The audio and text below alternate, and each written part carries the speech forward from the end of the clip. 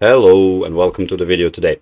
We are in round 9 of the Women's Candidates Tournament in Toronto, Canada, and we follow Nurgül Salimova's tournament in this series. And in this round she's playing Tingjie, one of the favorites in the tournament, who also has white pieces against Nurgül Salimova. So I was expecting a tough game for Nurgül. Let's see what happened. We've got e4, and then Nurgül defended, opened with d6 and knight to f6, which got me excited because I thought maybe she will play one of my favorite defenses called the Pirc defense. Not a very good defense at the highest level, but something that I play with all the time. So I was like, oh my god, a pro is going to actually play one of the defenses I tried to play and lose terribly, but she did not do that. Again, it's not a defense that I see very often at the highest levels of chess. She instead changed the structure to what's called a Philidor defense. Again, probably not super common at the highest level, but definitely more researched and more historic defense that has proven a viable, playable weapon. So, both players have decided to play a bit unorthodox, and even on move 5, Li chooses a move that looks super not intuitive. It's something that only you will play if you have prepared with it and analyzed it in depth, because otherwise it doesn't make any sense. Rook to g1.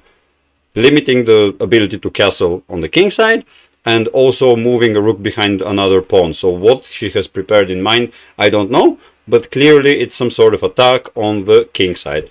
We've got g4 as well to support the idea of rook g1. So the rook is here protecting the pawn, which cannot be taken now and can continue advancing.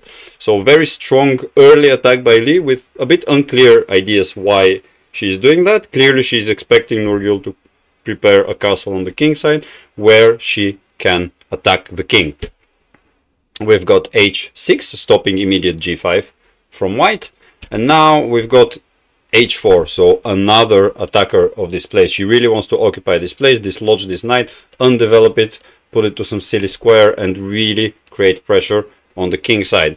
If you're wondering why this doesn't work every game, it's because she doesn't actually have anything. It's uncomfortable to play, but with correct moves black can escape unscathed from this not very nice looking attack.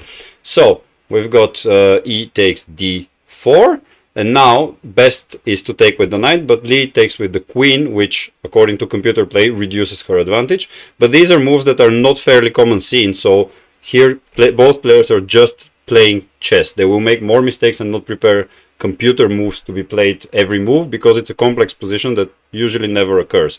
Nurgül is currently at equality, but plays knight to c5, bringing things to a bit more of advantage for Li. And after another not optimal move, but very logical move, e5, we have got equality again. So this move attacked the knight. So Nurgül attacks something stronger to distract the attention of the knight. So now Li needs to move the queen, which she does, to d3. Now the best move would be to either take the pawn or bring back your knight right away here, and keep attacking the queen to put it into an even worse square. But Nurgül decided to deal with the immediate threat of attacked knight and moved it back, which again makes her position not very easy to play. She is very defensive and not very developed compared to white pieces. We've got e takes d6, so temporarily Li gains a pawn, and also positionally she's gaining more and more space. The pawn could not be captured right away because bishop was not being able to capture it on its own. So Nurgül adds by moving the knight away, another attacker to the pawn, and attacking the queen, which Li puts on the best square possible, not putting it where it would limit the bishop and not completely undeveloping it. So we have queen to e2, and now Nurgül regains her pawn. We have a few more moves until we reach the critical position of this game. So if we summarize the beginning of the game, this sort of opening, clearly white has done better. Computer says 1.3, but sometimes it's difficult to understand why computer is saying. But if you forget about the evaluation, white is more developed. It's it's king, both kings are in the center, but the king of white is more safe. There is more coordination between white pieces. There is open flanks that can be exploited more by white. There is more space on the king side. So overall, and it's white's move right now. If it was black's move right now, things wouldn't be that bad. So white needs to play a move like g6 to completely undermine the king side of black, or maybe something like rook g4. See, if you've played rook g1, which is a unnatural looking like move, why not play another unnatural move, because in most positions you won't get to play such a move, but here you can gain full control. You can put the rook on key squares in a few moves if you dislodge the defenders.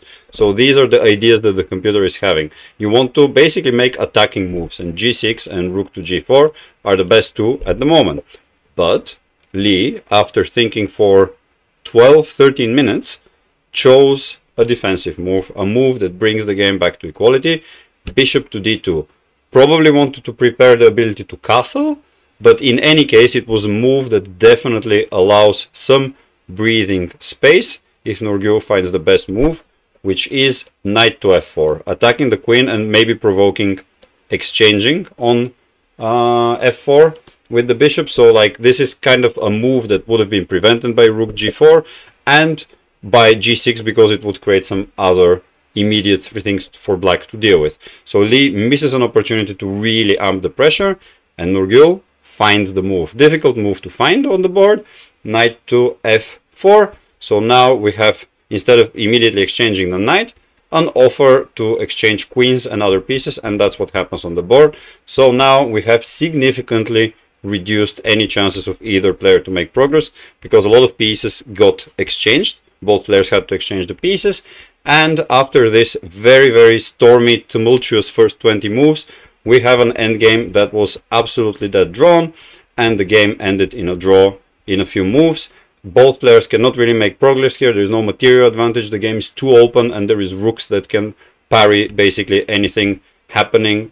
If one side gets too risky, the rooks on the other side can parry it, and that's what Nurgul did, keeping the king at bay, repeating some moves which are best in the position, and a threefold repetition. So in on move 36, the game ended in a draw. Very good result for Nurgul to play black pieces against someone who is the leader in the tournament, fighting with Tingjie for the first place, and on very good form in the last few rounds. So let me know what you thought about this analysis. Let me know what you thought of the critical position, which occurred on move 16.